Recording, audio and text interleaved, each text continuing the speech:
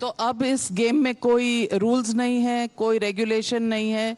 आप ये कहना चाह रहे हैं क्योंकि एक तरफ ओवैसी जी हैं आपके इसी हैदराबाद के, वो कहते हैं आप तो आरएसएस के हैं और केसीआर जी कहते हैं आप चुनाव के बाद यहाँ कांग्रेस छोड़कर 30-40 एमएलए लेकर बीजेपी में चले जाएंगे। आप कहते हैं केसीआर जो है वो बीजेपी के बी टीम है, मिले हुए हैं। ये चल क्या रहा है, कौन कहां पर है?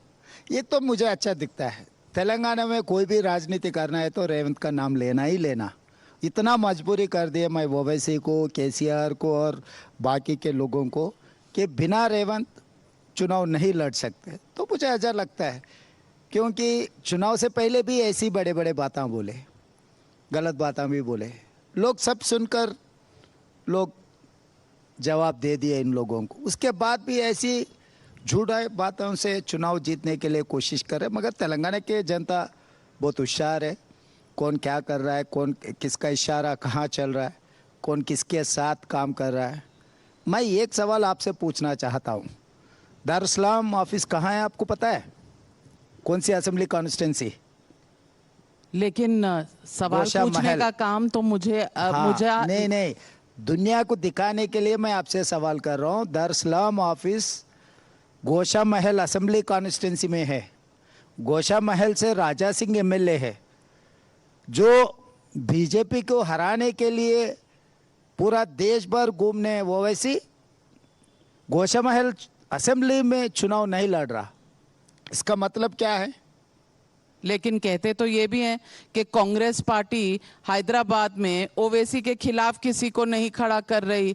आप भी मिले हुए हैं कहीं ना कहीं ताकि बिहार में, उत्तर प्रदेश में कांग्रेस का जो एक वोट बैंक है, माइनॉरिटी वोट बैंक, उसको ओवैसी ना काटे, इसीलिए आप भी मिले हुए हैं। चुनाव नहीं लड़ रहा है बोल के किसने कहा?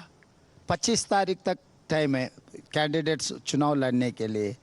मुझे छोड़ दो, अगर सचमुच नरेंद्र मोदी जी असदुद्दीन ओवैसी को अगर चुनाव में हराना है तो क्यों वहां पर हिंदुओं को टिकट दिए? इसका मतलब साफ साफ है, वहां पर near about 60% voters are Muslims. तो नरेंद्र मोदी जी हिंदू को टिकट देते हुए मुस्लिम पोलराइजेशन कर दे रहा असदुद्दीन ओवैसी चुनाव जीतने के लिए।